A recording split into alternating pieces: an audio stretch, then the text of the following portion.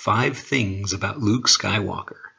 This is written by someone named Fial Eril from Tumblr. I'll give the link down below so you can go read the whole thing. I'm only going to give 3 out of the top 5 things. Okay, number 1, his character arc. I adore Luke at all stages of his character development, and to be honest, I really have no patience for people who talk about whiny Luke.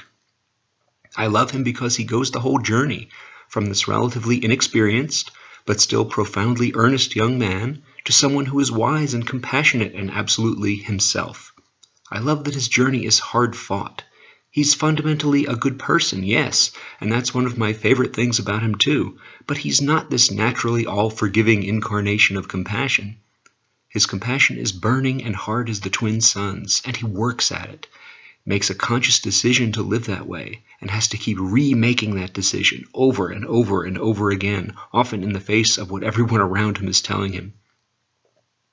And he makes that decision because he's been through the depths, because he survived the annihilation of self that was Bespin for him, and he came back out from the underworld, carrying with him the knowledge of death and resurrection. He has one of the best executed mythical story arcs out there. Number 2, his earnestness. I mentioned that above too, but I gotta mention it again. I really love characters who are just unapologetically decent, earnest people. People who care, people who dedicate themselves wholeheartedly to what they believe in. People who are idealistic and live their lives in that idealism. Who are often wrongly assumed to be naive or foolish or unrealistic because they choose to believe in the goodness of humanity. Luke is all of these things, and often, in spite of what quite a lot of people would consider evidence to the contrary, and I love him for it. Okay, I'm going to skip number 3, his goofiness, and number 4, the way he interacts with R2 and 3PO, to get to number 5. 5. Luke is more Jedi than the Jedi. Or, to put it the way I've been saying it for years, and wow, it really is years now, what a horrifying thought, he's the only one who ever really gets it.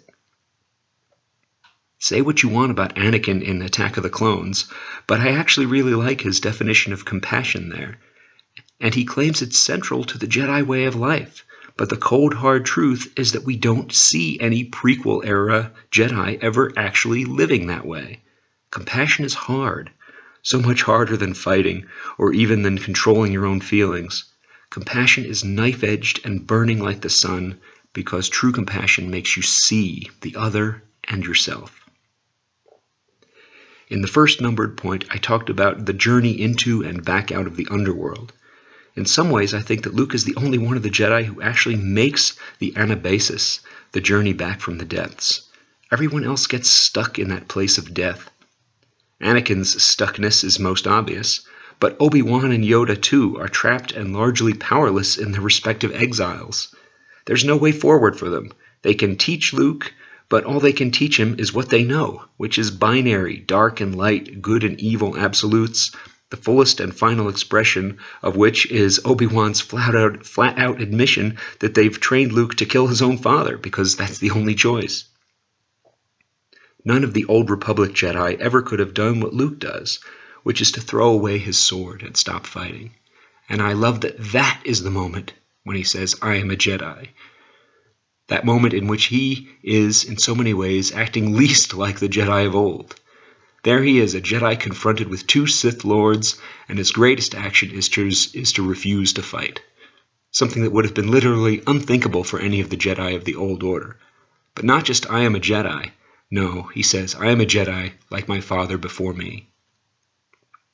Everything about that statement is like a perfect antithesis of the old Jedi Order, from the words he says to the actions he takes along with them. "This weapon is your life," says Obi-Wan, and he makes it sound like a common Jedi aphorism. This weapon is your life, and Luke throws it away, because Obi-Wan and Yoda and all the other Jedi were good, and they were wise, and they had millennia of tradition, and they were wrong. So Luke throws away his lightsaber and rejects the binary understanding of reality, and that's when Luke names himself both a Jedi and his father's son. And the thing is, he's right. He is a Jedi. If compassion is central to a Jedi's life, Luke Skywalker may very well be the only Jedi that has ever been.